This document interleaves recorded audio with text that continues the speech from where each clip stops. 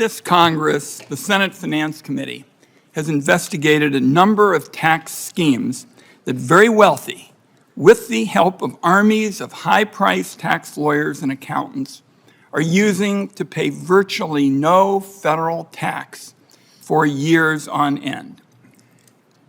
Today, we're going to examine one strategy called buy, borrow, and die. You can see those three words in back of the dais. Those three words on the chart behind me have an enormous impact from the standpoint of taxes. Here's how it works. A corporate raider buys a business. Then they borrow against its growing, untaxed value to fund an extravagant lifestyle. Everything from super yachts to luxurious vacations, expensive art deals, you name it. It just goes up and up in value while not paying a dime in taxes. And when they die, the assets are passed to the kids, often entirely tax-free, and this cycle I've described just continues. Now let's contrast buy, borrow, die against the tax system mandated for everybody else in America.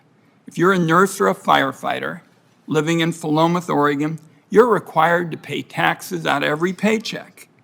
Working people don't get to play by the same rules as billionaires. They don't get to call up an accountant every time they don't feel like paying taxes. Right now, the average billionaire can wriggle their way to paying 8% as a tax rate, while the nurse or a firefighter making $45,000 is paying a 22% tax on their wages. How is that fair? Americans overwhelmingly believe it's not fair. So it's time to look to solutions that restore fairness to the tax code while still rewarding success. Success is what America's all about, and we want to reward it. That's what our country's founded on. That's the idea that everybody, let me emphasize that, everybody's got a chance to get ahead. Fortunately, there's a solution that achieves both fairness and economic growth. It's called mark-to-market, and here's the kicker.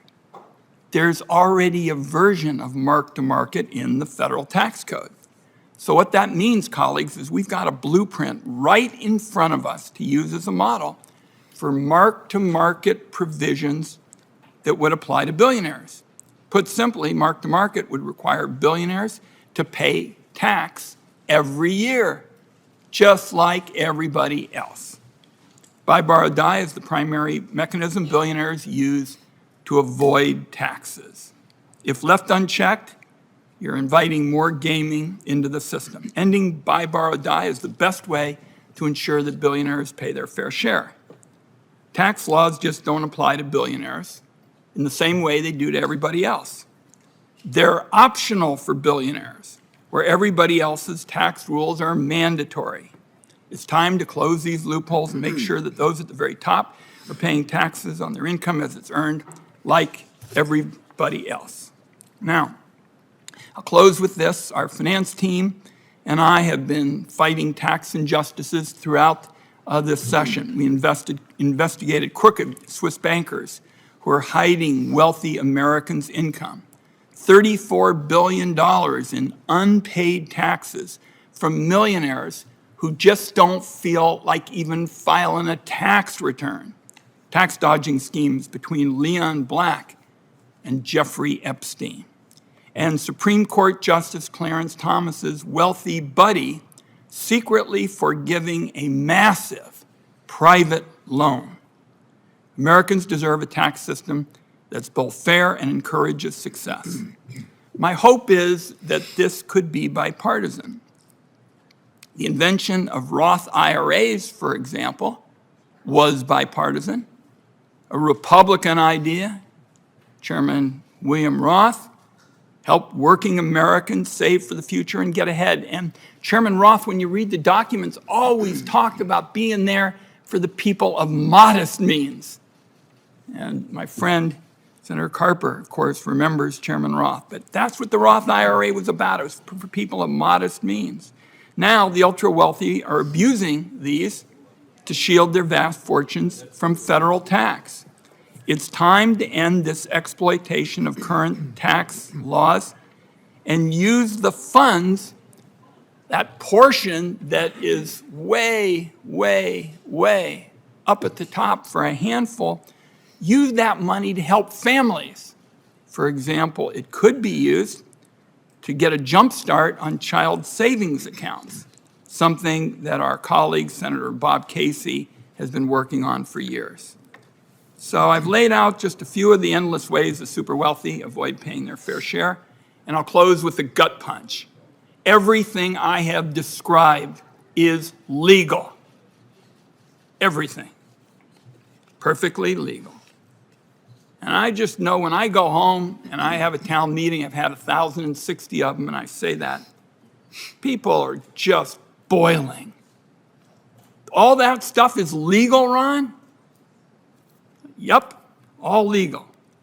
And that's why people feel the deck is stacked against the working families. Wealth continues to build up in the hands of the fortunate few, and so many are left behind. Over 1/3 of American families do not have the cash on hand to pay for a $400 emergency. Meanwhile, during the pandemic, when families were forced to make tough choices between paying rent and buying groceries, billionaires increased their wealth by over $1 trillion. So, time to set aside business as usual. There's growing support, in my view, and demand for solutions that restore fairness to the tax code, level the playing field for working families, and promote success. I want to close by saying you can only have a successful economy if you have a tax code that treats everybody fairly. Just that simple.